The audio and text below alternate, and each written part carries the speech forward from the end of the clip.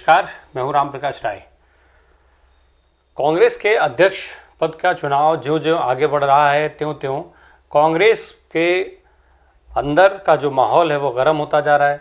साथ ही साथ इसकी चर्चाएं भी तेज हो रही हैं। इतना ही नहीं, चर्चाएं और भी कुछ तेज हैं। वो है चर्चा राजस्थान के मुख्यमंत्री की। अशोक गहलोत जिस कुर्सी को छोड़ करके राष्ट्रीय अध्यक्ष की कुर्सी पर जाने की तैयारी कर रहे हैं, आखिर उस कुर्सी को अशोक गहलोत के बाद कौन संभालेगा, ये जो चर्चा है वो पूरे सियासी गलियारे की सबसे महत्वपूर्ण चर्चा और सबसे हॉट टॉपिक बना हुआ है। लगातार इस चीज़ के बारे में बात हो रही है कि अशोक गहलोत जब राष्ट्रीय अध्यक्ष होंगे तो फिर मुख्यमंत्री कौन होगा। सचिन पायलट का नाम इसके लिए लगातार चल रहा है। दावेदारी के हिसाब से भी सचिन पायलट सबसे मजबूत दावेदार के तौर पर माने जा रहे हैं। पर सवाल ये उठता है कि क्या सचिन पायलट के लिए राहें बहुत आसान हैं। इसके अलावा चर्चा में अब एक नया नाम भी शामिल हो गया है। वो नाम है सीपी जोशी का। फिर सवाल उठता है कि सीपी जोशी का नाम कहाँ से आ गया। इन सारे चर्चाओं के बीच में जब सचिन पायलट को मुख्यमंत्री बनाए जाने की तरफ बात होती है और जब ये माना जाता है कि वो सबसे मजबूत दावेदार हैं और जब तमाम कारणों को ढूंढने की कोशिश की जाती है कि आखिर ये दावे किस आधार पर किए जा रहे हैं कि सचिन पायलट सबसे मजबूत दावेदार हैं, तो उसमें से एक दावा निकल करके आता है साल 2020 का। साल 2020 में जब अशोक गहलोत की सरकार वहाँ पर चल रही थी और फिर सचिन पायलट की तरफ से एक बगावत की गई थी जिसमें कुछ विधायकों को लेकर के सचिन पायलट वहाँ से अलग रहे थे और फिर माना जा रहा था कि सरकार अल्पमत में आ जाएगी। तब तमाम मान मनोवल और बुझव्वल हुआ, फिर उसके बाद समझौता हो गया। तब ये कहा जा रहा था कि राहुल गांधी और प्रियंका गांधी की तरफ से सचिन पायलट को आने वाले समय में मुख्यमंत्री बनाए जाने का वादा किया गया है। एक सवाल फिर उठता है कि क्या राहुल गांधी अपना वो वादा निभाएंगे। दरअसल कांग्रेस अध्यक्ष को लेकर के भले ही अशोक गहलोत का नाम चल रहा हो, पर अशोक गहलोत बार बार इस चीज़ के संकेत दे रहे थे कि वो राष्ट्रीय अध्यक्ष बनने के बाद भी मुख्यमंत्री बने रहेंगे। वो उनका कहना था कि एक व्यक्ति एक पद का जो दायरा है, जो बाध्यता है, वो कांग्रेस अध्यक्ष पद के साथ नहीं आती है। पर जैसे ही राहुल गांधी ने उदयपुर के शिविर में जो एक व्यक्ति एक पद की बात कही गई थी उसको दोहराया, वैसे ही अशोक गहलोत के तेवर जो है वो नरम हो गए। इसको लेकर के अशोक गहलोत पहले बार बार बयान दे रहे थे, वो बयान बंद हो गए। साथ ही ये भी जो अशोक गहलोत की बात है, अशोक गहलोत अभी बीते दिनों सोनिया गांधी से मिले, राहुल गांधी से मिले। वो 3 दिन तक लगातार जो है कई उनकी पदयात्रा में, भारत जोड़ो यात्रा जो है उसमें भी शामिल हुए।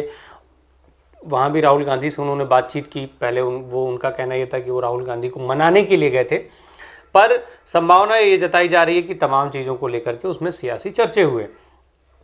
इसके अलावा जो जानकारों के हिसाब से खबरें आ रही हैं उसमें ये आ रही है कि अशोक गहलोत की तरफ से ही सोनिया गांधी और राहुल गांधी को इस चीज़ का सुझाव दिया गया है कि अगला मुख्यमंत्री कौन होगा।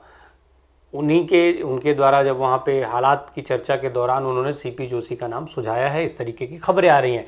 तो सीपी जोशी का नाम अशोक गहलोत के सुझाने के बदौलत ही इस रेस में आ गया है।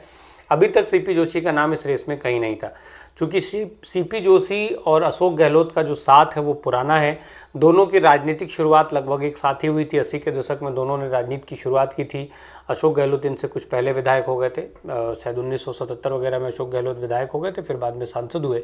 पर और 80 के दशक में 1980 में ही सीपी जोशी भी विधानसभा पहुंचे थे।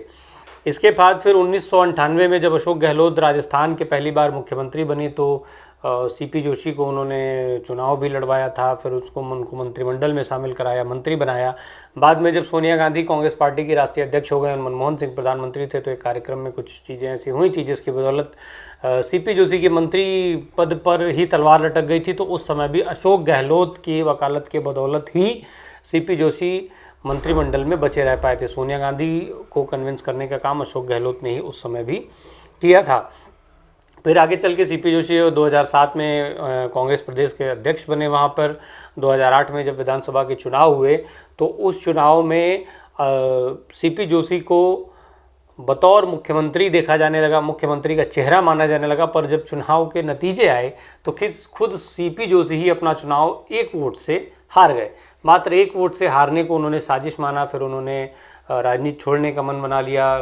कहा जाता है कि वो फिर से वापस यूनिवर्सिटी में पढ़ाने जाना चाहते थे, पर तमाम जो वहाँ के पार्टी वर्कर्स थे उनकी मेहनत की बदौलत वो नहीं गए और फिर से वो पार्टी में बने रहे। तो अब सीपी जोशी का भी नाम सामने आने लगा। अब सीपी जोशी के नाम सामने आने के बाद स्थितियां कुछ वैसी ही बन गई हैं जैसी साल 2018 में विधानसभा चुनाव के बाद बनी थी। राजस्थान में जब 2018 में विधानसभा के चुनाव हुए तब सचिन पायलट उस समय प्रदेश के अध्यक्ष थे। उन्होंने उस चुनाव में खूब मेहनत की और मेहनत का फल भी अच्छा आया। 200 सीटों में से 99 सीटें कांग्रेस जीतने में कामयाब हो गई थी। तमाम जोड़ तोड़ के बाद सरकार बननी थी, पर मुख्यमंत्री का चेहरा सचिन पायलट को माना जा रहा था। लेकिन कई सारे समीकरण ऐसे बैठे जिनकी बदौलत अशोक गहलोत उस समय मुख्यमंत्री बन गए। उस समय कांग्रेस आला कमान के सामने मुख्यमंत्री पद के 2 चेहरे थे, अशोक गहलोत और सचिन पायलट, दोनों में से एक का चयन होना था। इसके लिए वहाँ पर जयपुर में 3 दिनों तक विधायकों की बैठक हुई। बैठक में राय मशवरा चलता रहा। बाद में अशोक गहलोत का नाम फाइनल हुआ। कुछ वैसी ही स्थिति अब फिर से रिपीट होने जा रही है, बस एक नाम बदल गया है। अशोक गहलोत की जगह सीपी जोशी का नाम आ गया है। पायलट अभी भी वैसे ही हैं। तब अशोक गहलोत और सचिन पायलट में से चुनाव होना था, अब सीपी जोशी और सचिन पायलट में से चुनाव होना है। ये माना जा रहा है कि इनके अलावा एक जो तीसरा नाम है जो आंशिक रूप से कहीं ना कहीं चर्चा में है, वो है वर्तमान जो अभी प्रदेश अध्यक्ष हैं कांग्रेस के वहाँ पर राजस्थान में, गोविंद सिंह डोटासरा।